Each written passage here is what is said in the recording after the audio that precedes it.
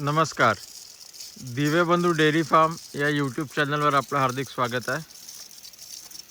मित्रांनो, आज आता आपल्याला हा नेपियरचा प्लॉट दाखवतो आहे, जो आपण बोरवेलच्या बाजूला, हा आपला इकडे बोरवेलच्या बाजूला आपण जो लावलेला आहे याला मायक्रो स्प्रिंकलर लावला आहे. आपण बघू शकता मित्रांनो, किती सुंदर प्रेशर आहे. सकाळी 7 वाजलेले आहे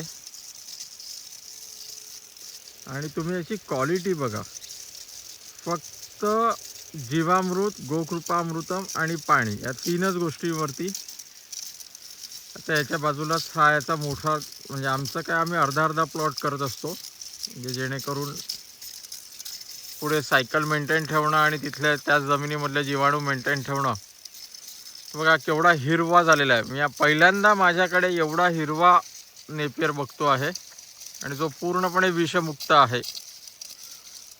बघा छान तिकडनं सूर्य आलेला आहे सकाळी सकाळी आणि पाणी बघा कसं दिसतंय. आपण एक ओळ सोडून एक असा मायक्रो स्प्रिंकलर लावला, त्याच्यामुळे पाण्याची बचत झाली. बघा कसं तुम्हाला दिसतंय तुषार सिंचन.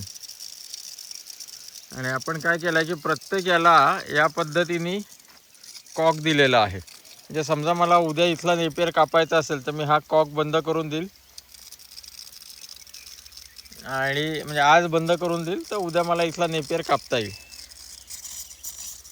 आपण बघू शकता छान पक्षी, पण आम्ही जंगलाला लागूनच आहोत.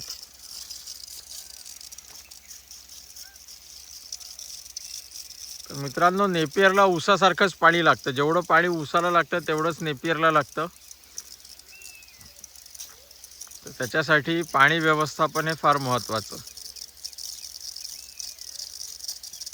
कसं वाटलं आम्हाला कॉमेंट करून कळवा. धन्यवाद.